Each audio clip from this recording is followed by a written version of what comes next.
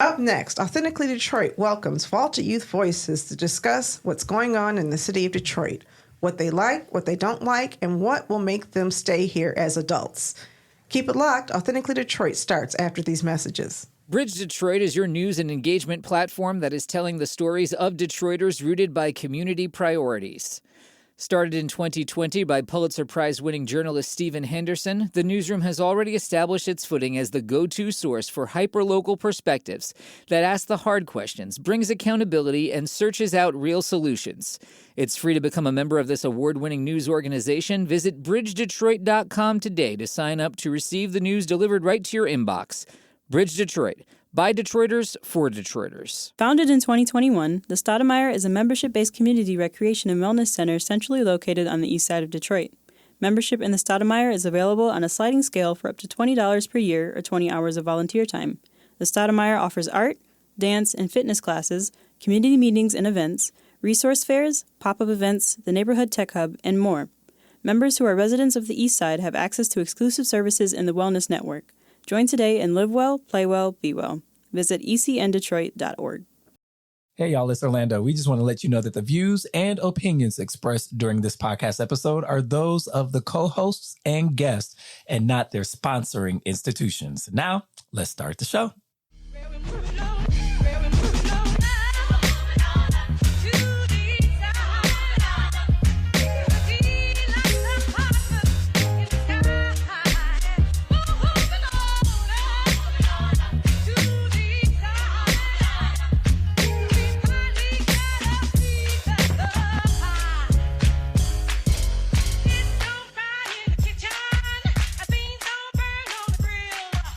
Hello, Detroit and the world. Welcome to another episode of Authentically Detroit, broadcasting live from the Stoudemire Wellness Hub. We are a content partner to bridgedetroit.com. Orlando Bailey is not here with us today, but I am here with our Vaulted Youth Voices. I'm Donna Givens-Davidson. My name is Corey Lewis. Corey Lewis? Corey Lewis. Yes, Corey, can you tell us what high school you go to? I attend Davis Aerospace Technical High School at Go Lightly Career and Technical Center. And I am a junior entering my senior year.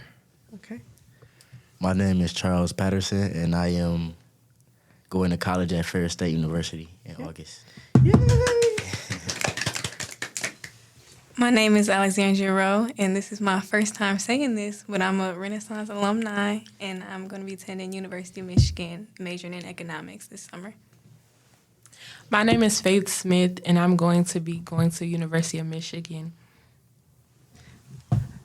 Congratulations and welcome you all. We're so happy to have you here at Authentically Detroit and to join this conversation. We've been having a great conversation about Detroit. So I really want to start out because, all the news was Diana Ross was here, Big Sean. A lot of people were here for that great big concert at Michigan Central and the opening of Michigan Central. So tell me, what does the opening of Michigan Central mean to you? It doesn't mean much to me because it's not functioning. It's just a beautification project. Well, there's going to be business there as well. Oh. Yeah, there will be some businesses there. Okay, I think it would please me more if it did act as an active train center. Okay, yes. All right, anybody else want to join in on the conversation? What does it mean to you? Yeah, I agree with what Faith said. If it was like an active train station, because to use all that money for it still not to work, I understand, like you said, business went out of it and everything, but it's just, to me, for like a waste of money we could have put into some other things in Detroit. All right. Corey? Yeah, take it back on to what Charles and Faith said. I feel the same way to spend almost $1 billion on a train station company that is not going to be like having anything to do with transit, but I feel like it could have been used for like poverty and homelessness, helping people out, rebuilding homes instead of demolishing them. So I agree. I feel like I misunderstood its purpose at first because I also thought that they were fixing the building for it to be a train station, but now that I know that it's for businesses, I'm wondering why they chose to use the money for that and what else it might have been used for if it wasn't used in that way. Yeah. You know, it's interesting because this brand new tower is being completed by Bedrock right there on Woodward. It's the Hudson building. Hudson's used to be a department store when I was growing up, right? Mm-hmm. And they're building that. There's a bunch of subsidy for that. And they said, we're going to bring all these new jobs. And then we learned that a lot of the jobs are actually coming from the GM Tower in the Renson. And now there's going to be so much excess space. People are wondering, what are we going to do with all of this excess space? So when you create new space and you already have excess space, what does that look like to you?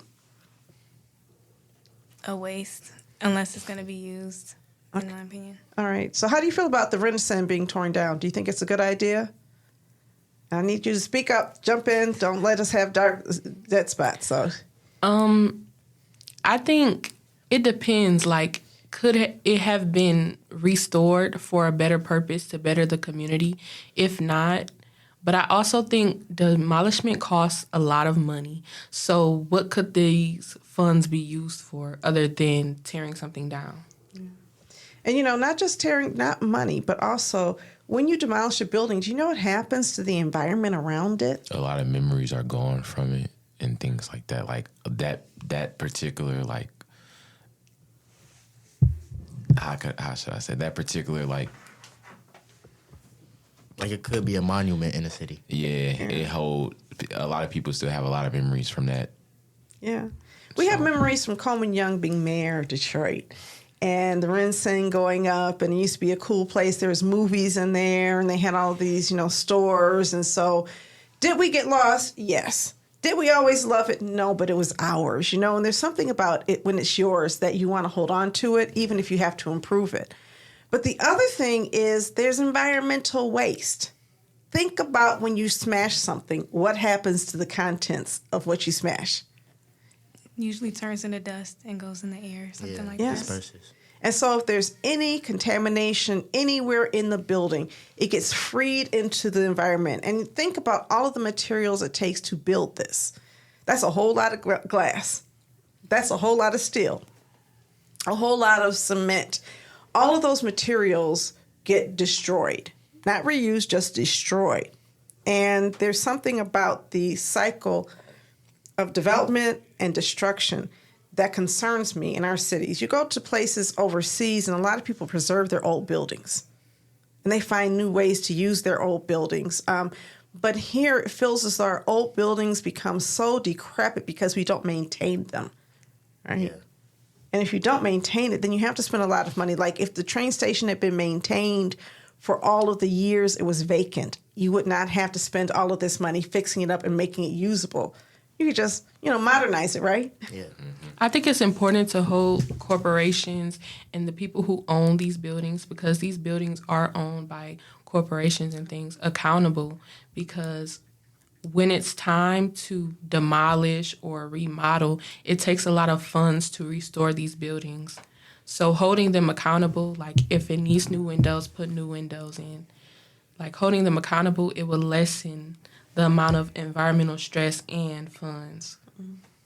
So, you know, I think that an ounce of prevention is worth a pound of cure. Is that what it is? An ounce, is it?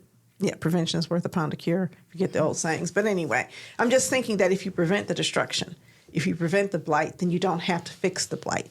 And it's the expense of fixing the blight that becomes so onerous. And the other thing is, how did it become blighted?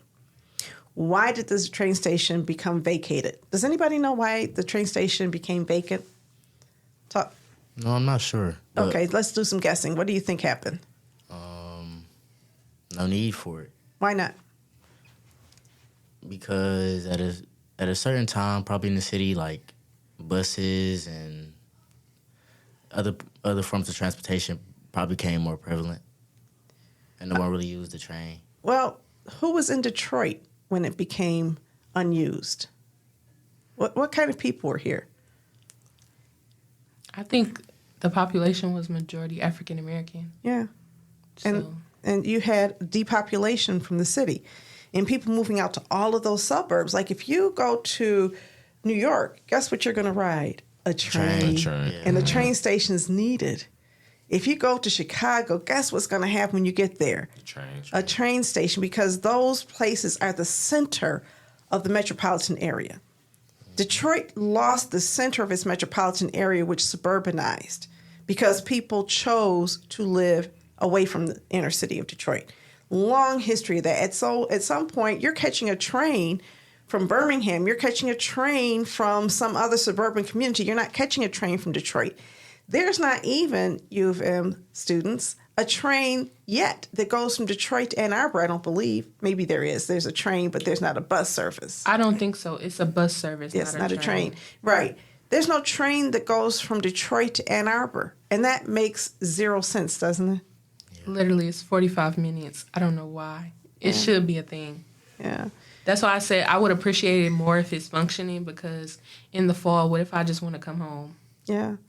You have to call me up or something and say, come get me and I'll come get you. It would be better if it was functioning, because then I just hop on the train. Yeah, no, there is, the U of M does have bus service that brings people from Ann Arbor to Detroit. But there's people who commute for work. There's people who commute for all kinds of reasons. And when you limit that, and it's so important about the aspect of the train station, when you limit the access to places, it makes it difficult. We're having to rebuild our connection to other parts of the world, and other cities that are more functional have those things. And so I think a lot of people were really celebrating a belief that we were going to have train transportation brought to Detroit. This is an area that they're calling a mobility area, however, around there. And they're saying, look, you have this thing where you drive down some streets and you can drive your electric car will be charged automatically. And so for people with electric vehicles who drive down those streets, you have this cool technology.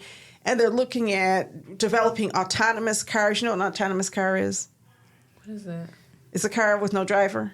Oh yeah. Mm-hmm. Yes. That's scary. Yeah. It's like they trying to take control of people with the a lot of electric things that they're doing. That's why people are they starting to. I've read an article about how, like you just said, with the electric cars, it was. What else was it? They are starting to take away people paying things with cash. They're using a lot of I forgot the name of it, but they starting to take a lot of things down in replace of things that control and things like that. I've seen and I understand what you're saying. This automated society where everything is connected to technology and data and all of this kind of stuff. And we're living in this new world. Is that what you mean? Yes. And then with these cars driving now, you have a computer telling everybody. Yeah. Charles, you're going to say something? Yeah, I was going to say, but again, we're worrying about I feel like we're worrying about the wrong things. You're talking about roads that can charge a car and autonomous cars, but we still have bigger problems to worry about within the city. Yeah.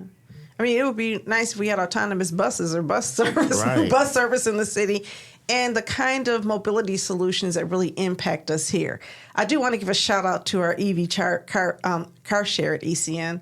If you have a driver's license and you're over 18, you can enroll and test out driving an electric vehicle. It is kind of cool, and it's $5 an hour.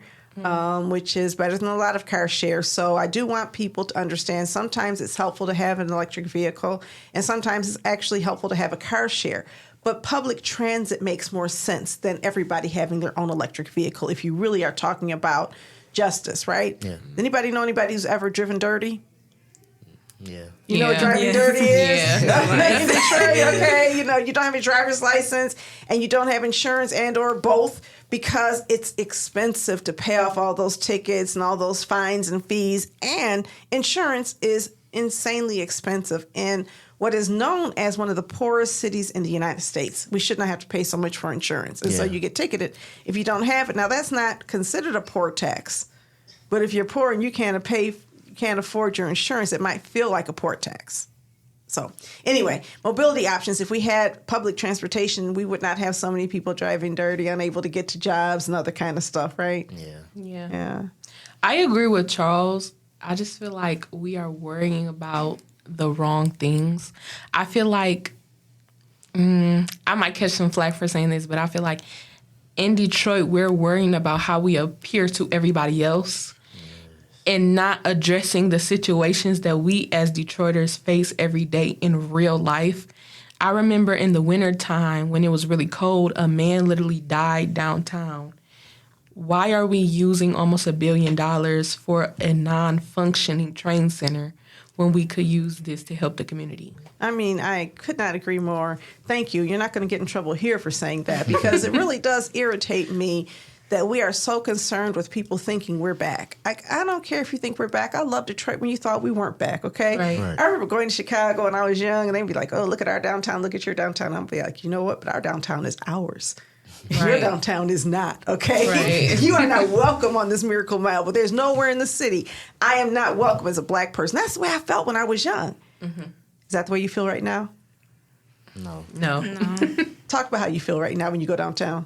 I feel like sometimes a little unwelcome in the environment. Just walking downtown, maybe you feel like you're being pushed out because you don't recognize the area how it used to be, and everything's changing, and that's unusual. And then you have to adjust when it should feel like home, because that is your home. Faith, you said something about taking up space, and that wording just really got me. I feel like now as Black people, I feel like we do kind of feel like we're taking up space, because downtown Detroit is very different than how it used to be. And you kind of feel unwelcome. Like, people side-eye you and look at you crazy. But it's like, I grew up here. It feels like a hostile environment. Like, you feel as if you're not welcomed. Yeah, because that's one thing about Black Detroiters. We think it's our city, right? Right. Downtown is our city. It's ours, okay? It may not be the best city, may not have the tallest buildings, but it's ours, and there's that connection that we had of ownership. Don't you think that's true, or do you think I'm making that up? No, I feel like it's very true. Like, all the time as a kid, we used to go to Belle Isle, go to the Riverwalk, go on the People Mover. We used to just be all everywhere. It used to be fun.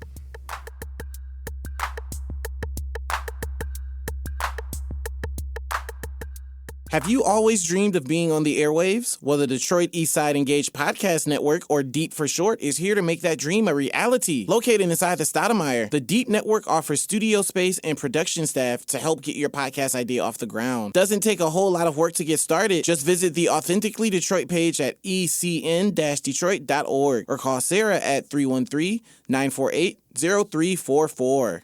Founded in 2021, the Stoudemire is a membership-based community recreation and wellness center centrally located on the east side of Detroit. Membership in the Stoudemire is available on a sliding scale for up to $20 per year or 20 hours of volunteer time.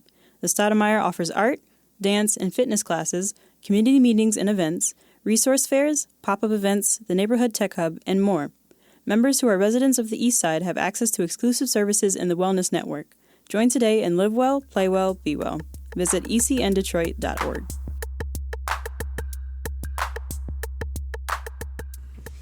And so, we've had a lot of exciting events, and I know a lot of people have enjoyed those events, but I think it's important because I think we only hear from the same people over and over again. We're not necessarily hearing from young Detroiters. And I think young Detroiters obviously you're our future, right? You're the ones who hopefully are our future. And that reminds me of something, because a lot of people are saying we're losing a lot of our brain trust. People go to college and they go somewhere else. I have college choices. I'm not staying. Is that what any of you think about Detroit, that when you graduate from college, you are going to go far away from here? Or do you think you're going to come back and reinvest in our community? One thing would be the price. I feel like it depends, because, coming out of college, some kids can have student debt, and then they're trying to find their own place and get themselves situated, and it's just, the cost is too much. Then they fall into a black hole of making bad choices and not being able to get up when they fall down. Has that happened to anybody that you know? Not necessarily, but just thinking about it overall and see, like, the possibilities and what could happen. Yeah, I've seen it happen to people. That's why I was asking. What do you all think? Are you planning on coming back? I definitely am coming back. But I feel like Charles said, it really does depend on the price. I feel like Detroit right now is not really price friendly. The people that I know who own homes have owned their homes since like the 60s or the 70s. Nobody is currently buying homes that I know, because it's like $200,000 or $300,000. It's very expensive. So, yeah, I plan on coming back, but only if the price is right. Yeah, and then $200,000, $300,000 for a house with one bathroom, 2 or 3 bedrooms. That's just don't seem right. They're not even brick homes. Right. All right. I'm excited to come back, but I've mentioned a pattern when I tell people I'm going to U of M, like Ann Arbor. They're all, like the first thing they say to me is like, "I know you're excited to get out the city. I know you're excited to move out." And I'm like, "No, I want to come back, but it's just a bad stigma against it." There is, yeah. What about you, Corey? What do you think when you go to college? I know you've got one more year of high school. First of all, what are you planning on going to college? Where do you want to go? Either a college that I may want to go to is either Alabama, or I might take on Tennessee. Oh, okay, so you want to go to an HBCU? It depends, yeah. Yeah, okay. So Alabama State University, Tennessee State University. Are you looking at Fisk? Or you're not sure? No, not sure. All right, so we'll have to be working with you over the next year to help make you a little bit more sure, help you figure that out a little bit. When you go to those places, are you thinking, I want to go and stay gone, or are you thinking, I want to go and bring my swag back to the city? I'm most definitely thinking about when I go to college, and when I get done with college, I'm most definitely thinking about coming back, because even though if I go to college out there, you know, I'm gonna have 4 years to get to learn about things out there, but at the same time, it's not the same as home. I've been here for a certain amount of years, and I know a lot of things that different. It's a lot of things that's different from down here to up here, back where I grew up at home at and was born and raised at. So it's like, yes, I'm going to come back, but agreeing to what Charles and Faith said, yes, the price do need to be different, because at the end of the day, it's the people that make the community and stuff like that, not the, you know, all the people that have the power over it and stuff like that. So it's like, I feel like by them charging like $200,000, $300,000 just for, like he said, like a one bathroom, and it's not a brick home, they trying to overpower themselves and not even knowing that it's the people that make this community better. Because if all the people were to move out, then they're not gonna have no choice but to bring everything back down. All right. And then that's when you have more homeless people. The shelters are getting full. People out in the street because they can't afford to live. And this is not even a high price city, in my opinion, because I've like been to different cities where my relatives live, and I've realized that they pay a lot more. But now the city, Detroit, the prices are getting higher. It just seemed like to be honest, it feel like they being greedy in a way a little bit.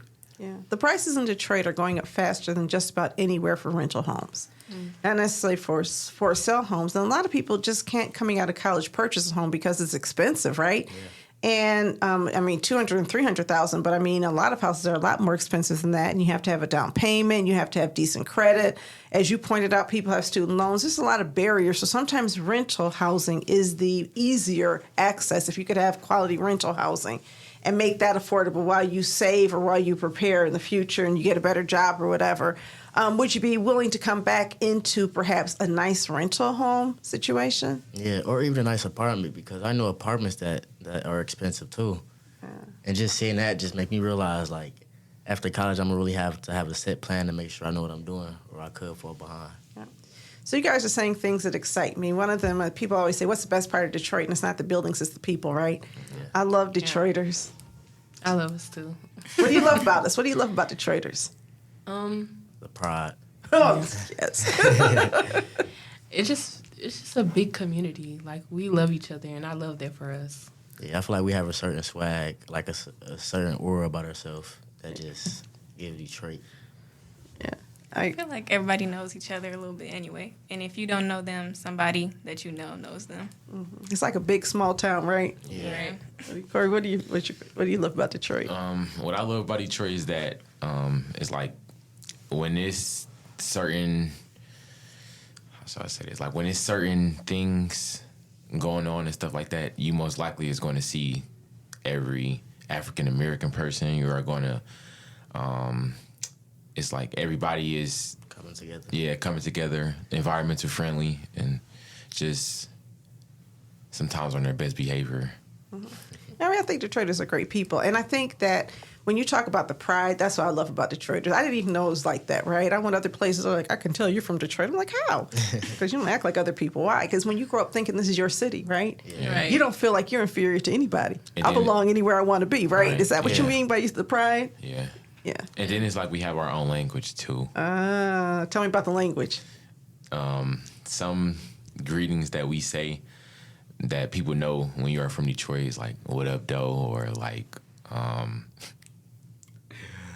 "What's good, my baby?" and things like that. Yeah, So, don't please do not teach outsiders what's good, my baby. We got to keep some things for Detroit, right? I'm like, Everybody know what up does. That really bothers me. I'm like, please do not come into Detroit talking about what up, doe. Okay, I don't even say that, right? Because I'm too old for that, right? There's a certain generation of people that can say what up, doe, and make it make sense. Yeah. right. Like, you can't just greet people and just it's appropriating other people's cultures. That's a Yeah. Detroit I'm thing. about to say like only Detroiters though. Like you can greet a Detroiter by that, but like an outsider, you might say hello or Exactly.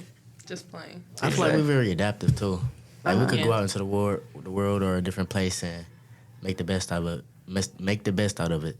Yeah, I mean, there's so many Detroiters who go places and just do amazing things. I'm so proud of them. You know, Kat Stafford, who started off as a Detroit Free Press reporter, is now the international reporter for Reuters, right? Yeah. And over race and ethnicity. It's like, dang, girl, international? And then, does Right. anybody know who Phil Lewis is? He's like the most respected news person on Twitter. oh no. Philip Lewis, his name used to be Phil Cosby. It's look him up. Phil Lewis grew up in Detroit, went to Michigan State, and he was friends with all of my children, knew all of them, but he is one of the most respected voices in the news on Twitter. Phil tweets that people trusted, and he created this path for himself that nobody else has. And that speaks to the distinctive kind of something that Detroiters have, the special sauce that we sometimes bring to situations. So I'm glad you looked it up. Everybody's looking up Phil Lewis now on Twitter. So, okay, we're going to finish looking him up later. I got interested. But listen, I'm serious. If you want to know what's going on, follow him. If you want to know anything that's going on in Black America, Phil Lewis is going to let you know, okay? And he's reliable. So we're that. Now, you talked about housing as one of the things that's going to make you come back. And I think I also heard from you, Faith, that you don't want you don't need Detroit's reputation to improve for you to come back because Detroit does not need to change to be good enough for you. Am I right about that? Detroit does not need to change to be good enough for me. I love my city, but I feel like we're more focused on impressing other people than focusing on issues that are prevalent to our society in the real world. Nobody cares about electric car charging street. Yeah, I agree. Yeah. And especially now when people have electric outages in their homes all of the time, and we have an electric grid that's so outdated, can we talk about just making home electricity more reliable? And as we move and we'll have more electric cars, people need to be able to have car charging stations near where they live, not going down to Corktown to get a car charged. So it's like you're testing all of these test labs, and it sounds cool. But the other thing I talked about, and I think it's important to bring this up, is that Corktown used to be known, at least a portion of it, as Mexican Town. And it's one of the most expensive parts of the state right now. We've pushed people out of that area, and you're seeing people sort of no longer welcome or able to afford certain neighborhoods. So it's not like Black people cannot move here. It's just most Black people either A, cannot afford to move here, or B, and this is what you're getting at, Charles, will not spend that much money for that little house here. Yeah. So a lot of people are like, you know what? If I'm going to spend this much money, I'm going to live in some suburb. Yeah. Do you see that as an option for you if you come back here and you don't see the housing you like in Detroit, maybe moving to a suburb of Detroit? Yeah, I can see that happening. I feel like that would be my last resort, though. Yeah. Because I just love being amongst my people, so I wouldn't want to live anywhere else. But I would not pay that much for a 1-bedroom. Yeah, and feeling wanted in like a part of your community. Yeah. So let me ask you about feeling wanted as in a part of your community. Where do you feel wanted? Not downtown, but where? Because you guys are in the city and other places. What places still feel like home to you other than home? I feel like my specific community, like where I go every day, like I feel home at church. At church, I feel home here at Eastside Community Network. I feel home at the places that make it known that they want me here, and after I graduate, they want me to come back. Yeah. Okay, you gonna go, Charles? Yeah, I was just about to say, like, I agree. like I've been in my house for like 15, 16 years, so basically my whole life. And walking in the neighborhood, greeting people that I've seen for years, and not saying we have a relationship with each other, but just feeling the sense of something happened to me or if something happened to them, I would help them. Yeah, it's just my community. Like, if I go in the grocery store, they say hey to me. Or just, like, they ask me if I need help. Or if I go to the library, they say, what's up? It's just, like, the people around you, like, you might not know each other, but you, like, have that look, like, if you need me, I got you. Yeah. And have you ever had to need anybody and they had you? Are there any examples of that? Like, one time, I was helping this lady off the bus. Well, I didn't need her, but she needed me, so I just helped her off the bus. And she was the older lady that lived down the street from me. Mm-hmm. Anybody else? Yeah, like help my neighbor with the trash or with the grass or like something like that. Yeah. Specifically, when I was younger, I feel like people would just look out for me. Specifically, like I was at a store and a older lady was just kept on telling me to come here because she felt like I wasn't like safe where I was at the moment. So just I feel like older ladies look out for me a lot. Yeah, I feel like the older generation really play their role and play their part in like making sure we're okay. Oh, that's really good to hear. It's really good to hear because, you know, a lot of times you hear the opposite, that older generations, older women are hostile to younger women and men to young men. So it's good to hear that you guys have had those good experiences. You know, one time I was driving down Wyoming on the lodge, and I had a flat tire. So I was near the exit, and I pulled off the exit, and I pulled into this gas station. It was not near where I lived. It's like, you know, Wyoming in the lodge. And I sat there in my car, and I knew somebody was going to come help me. I just knew it. If you sit here and you have a flat tire, somebody's going to say, may I help you?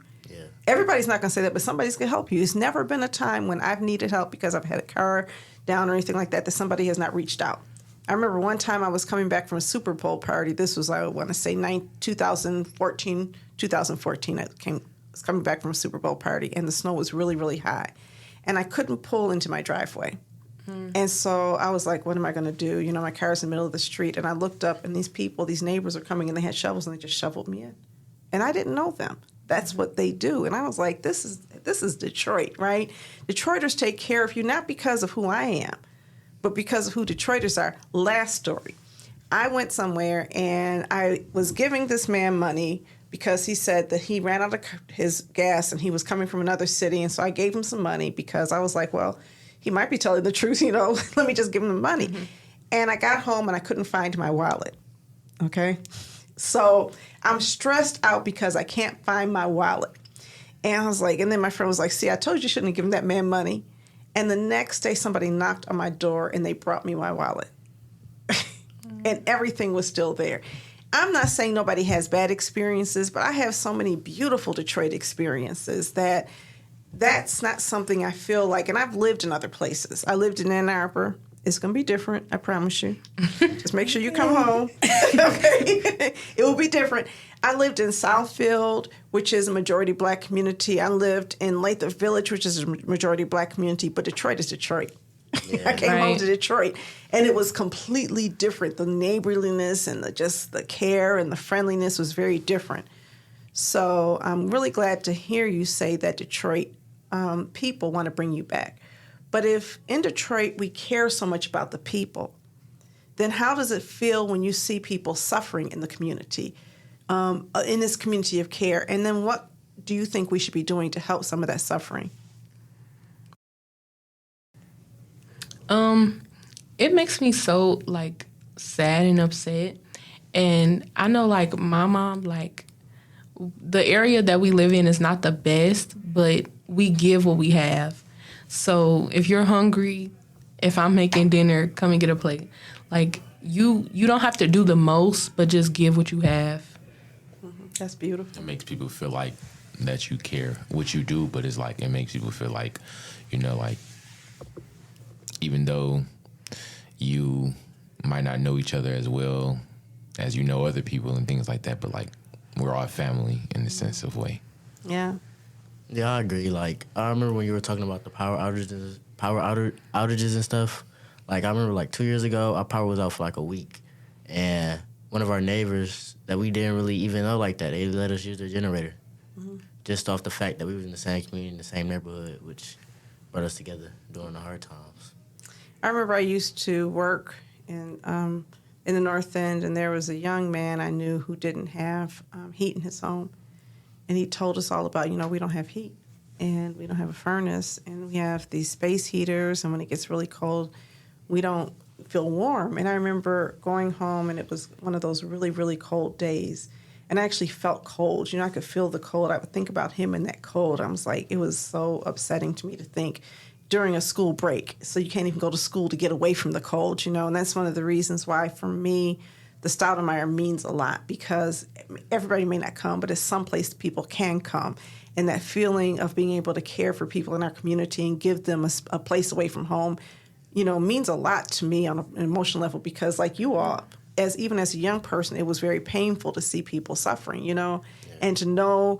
And I think we're all like 1 or 2 degrees separated from people who might be suffering like that too. Like it's not just like we don't have family members like that, or friends or people who we've known and cared about. And so, do you think about that? And then I guess my question is, when you look at public policy and politics, that's why I'm so politically active, because I think the only way you can change some of this is to get our politicians to make different decisions. I agree. And when you think of that, are those your priorities, or are you only thinking about what's good for you? I think I watch politics too, and I feel like who we vote for is a reflection of what we are going to get. So, and not only just on the presidential level, make sure y'all voting for your councilmen and stuff like that too. And mayor, because those are the people that are really going to help your city. But I feel like we should vote for people who reflect what we want to see in our community. Do you think that's what we're doing? Not necessarily. No. Why not? I was going to say people having fear or like not knowledgeable enough of what the people that they're voting for are really doing. Mm-hmm. They're not doing any research. You're not doing any research. Yeah. I think a lot of people are ignorant to the way politics work and the way government works, so they skip out on all the small elections to go for the big ones, but they don't really know like about the policies and things like that. You were going to say something else. I was just saying, like, I just got into politics this year and just trying to learn more since I'm starting to vote. And I don't think that we're choosing the people properly, because I'm not seeing the change in the community specifically, but I'm still hearing the same complaints over and over every year. Yeah. Corey, what do you think? I mean, I agree with what she said. I agree with, because it's like they tell the people what they want to hear, but it's like they're not making any changes about it. So it's like when the go back to what Faith said, the mayors and things like that, is you take them votes very considerate, because when they start voting for the mayors and things like that, yes, they're going to tell them what they're going to do and things like that. So people, when they hear good things, it's like they run to it. Yeah, they're persuading them. But you know what? But then when they actually vote for them and they see these things are not happening and stuff like that, they tend to change their mind and be like, oh, such said this was going to happen, or this was going to get done into the community, but we're not seeing any changes about it. Yeah, that's why you should really just take time out your day to really do your research on who you're voting for. And, I think that we need better people running for public office, honestly. Yeah. Mm-hmm. Because, no offense to the people who are there, because we have some good public servants, just not enough of them, right? We need more choices. I think that when you talk about the things that you've talked about, like making different decisions on where we spend our money and spending money on fixing up people's homes and solving problems, who's running to do that?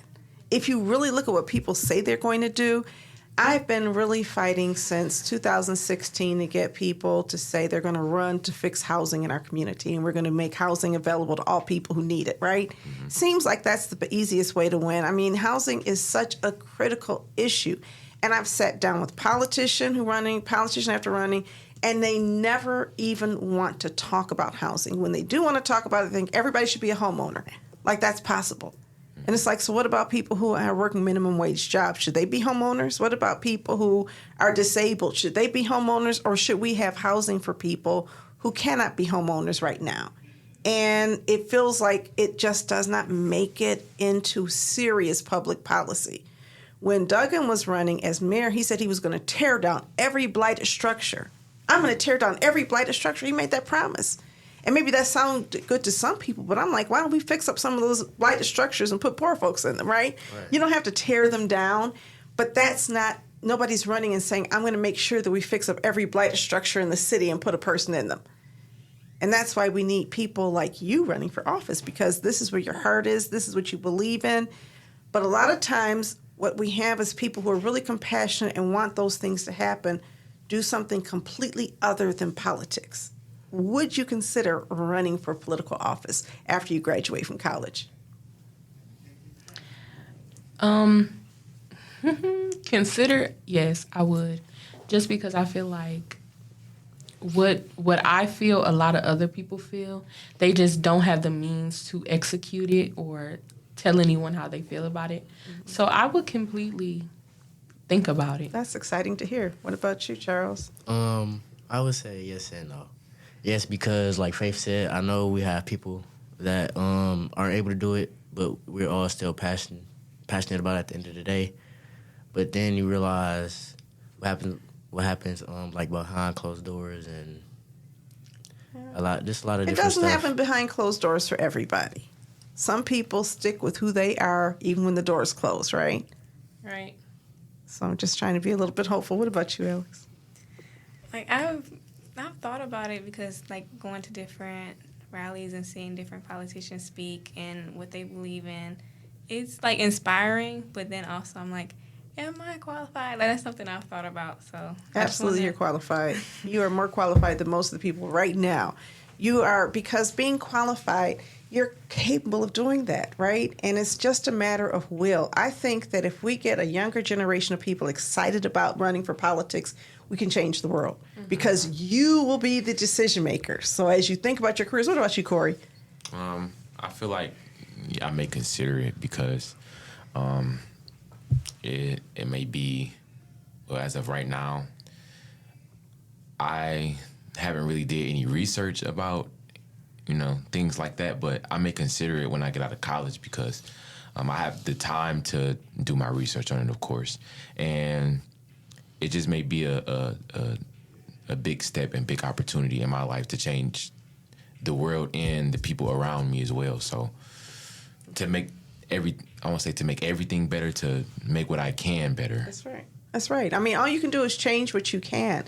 But, if we're going to do something with the environment, we're going to need new environmental policy, right? Because it's not just, the air pollution is a policy issue. And it's a issue around decisions that people make. And there are things that we can do to make things better. And there's also things our government can do to protect us. But we have to vote that into office, and people have to run on that. And we have some politicians who do. I want to, call them out because there's some people who do a very good job of doing that, just not enough. Yeah. And it is my desire to try to help a new generation of young people take hold of power and really do something with it. You guys have the idealism and the heart and the commitment and really the love for the people. And I think that's what great leadership always starts with, love for people. Because if you don't love us, how can you really lead us? Right. True.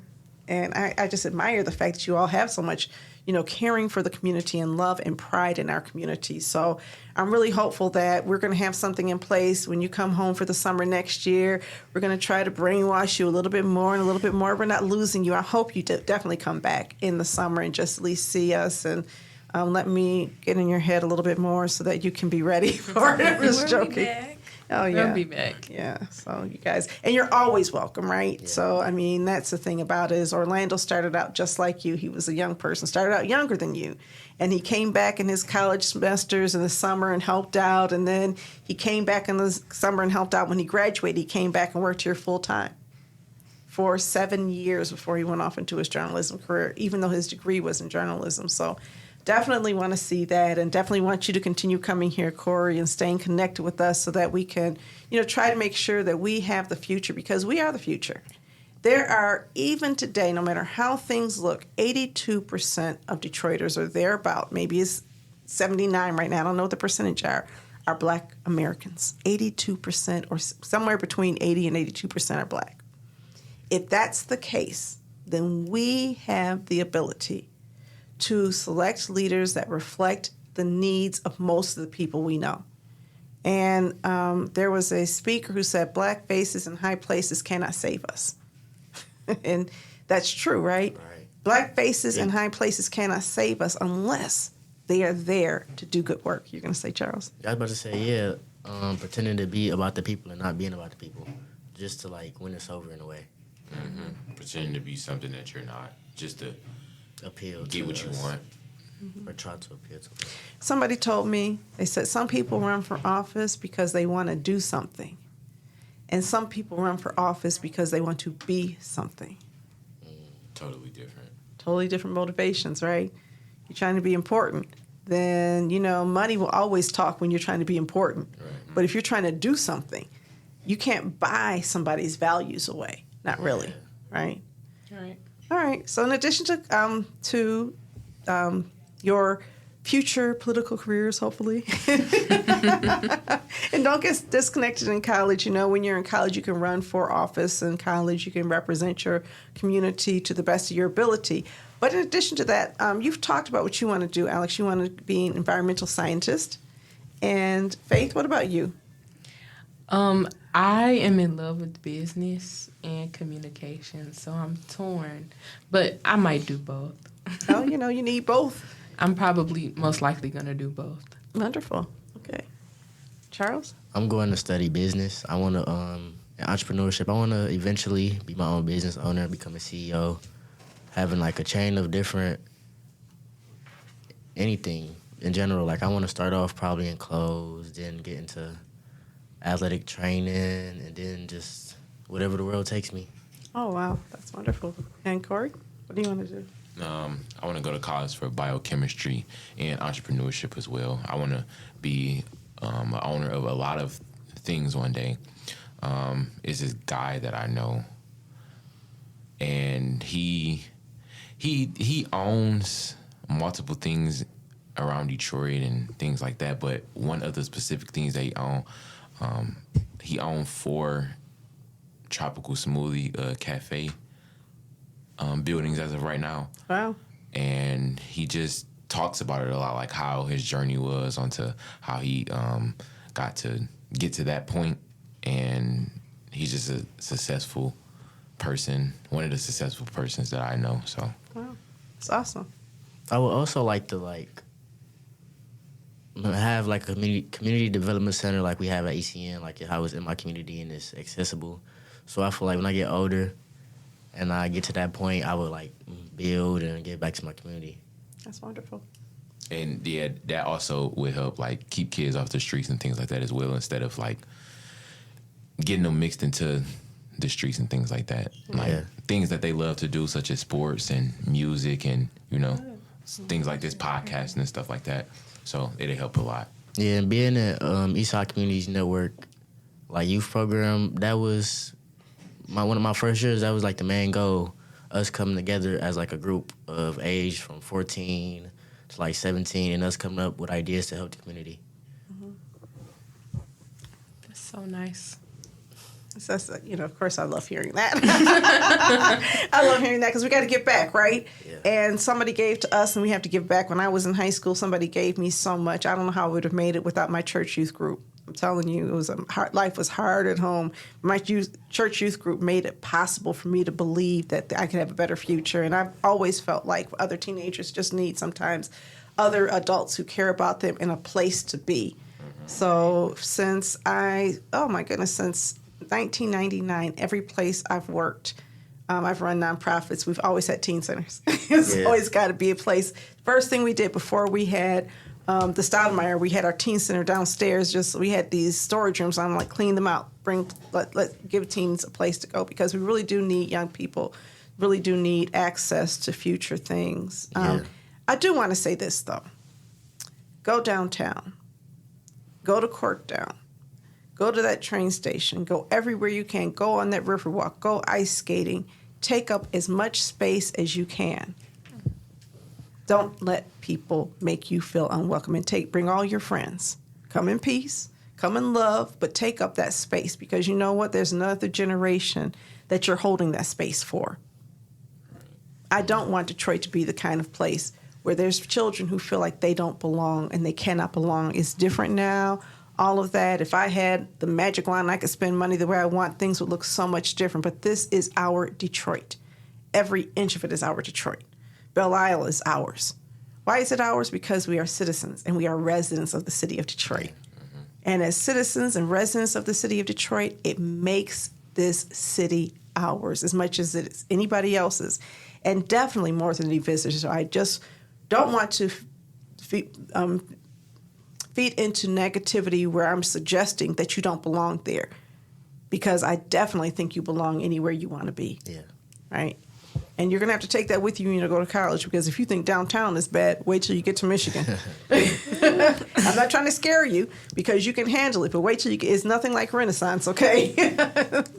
Nothing like that. Yeah, we've been hearing that a lot. The thing is that you become stronger, people, and you become, I was talking to this one lady, and she went to Spelman, and I was complaining about, how she went to, I wish I'd gone to an HBCU because people would have valued me and blah, blah, blah. And she was like, Donna, you're not afraid of white people.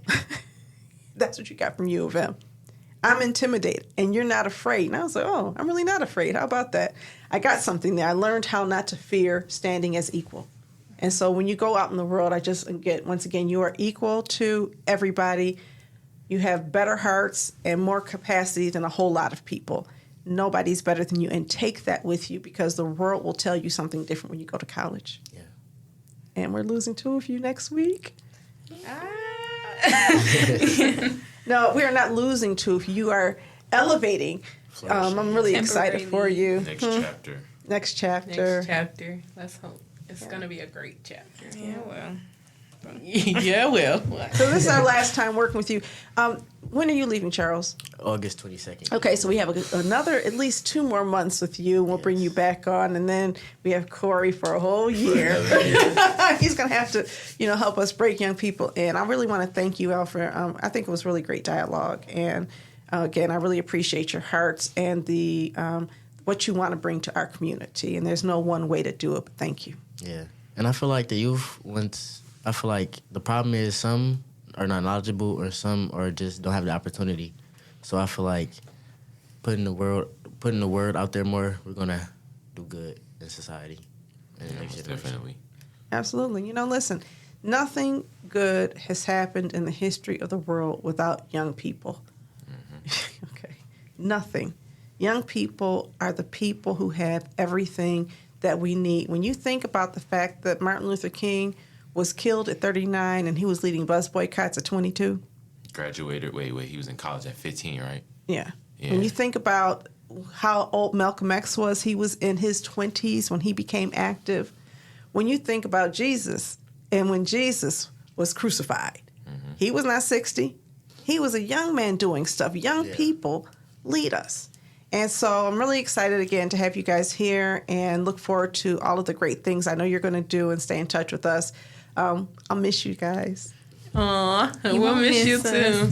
All right, bye-bye. Somebody that I wanted to say something positive about, I'll have to say it most likely will be my principal for my school. Right now she's making a lot of things possible. She's a good leader and a good role model. Just making our school safe for new people to attend, and she's always there for anybody who needs a helping hand. Never too busy to help a student out in need. So I would like to give a shout out to Michelle Davis. Okay, she is a very sweet person. I had an opportunity. She organized a fundraiser to help some young people who had been were living in a home that was in poor condition, and we had an opportunity to contribute to her fundraiser. She is a beautiful person. Yeah, I would say my counselor at Davis Aerospace, Miss Jody Neal, because coming through this whole process of going to college and making sure I've been on top of everything, she really made sure that I did my best, and she contributed to a lot. I would want to shout out like my dad and my counselor because I feel like at least the senior year they've been two of my biggest supporters, and my counselor is still answering my calls now. And Faith want a shout out too, so I guess she can get one. It's a lot of lovely people in my life, but I'm gonna shout out Sarah Johnson. If I text her, she'll answer. If I call her, she'll answer. And she's always giving me advice, and she's so sweet. I love her. Sad to leave her. I'm going to shout out my sister, Linda. It was her birthday last Monday, and I forgot to shout her out because I was just so messed up in the head because it was her birthday, and she's passed away. So, Linda, I love you. Linda was my beautiful older sister who we lost unexpectedly a couple years ago. And I want to shout out my husband, Kevin Davidson. You are the best, baby. He is the most amazing man. Happy Father's Day. All right. If you have news that you would like to discuss or topics that you would like to discuss on Authentically Detroit, you can hit us up on our socials at Authentically Detroit on Facebook, Instagram, and Twitter. Or you can email us at authenticallydetroit@gmail.com. Thank you so much for listening.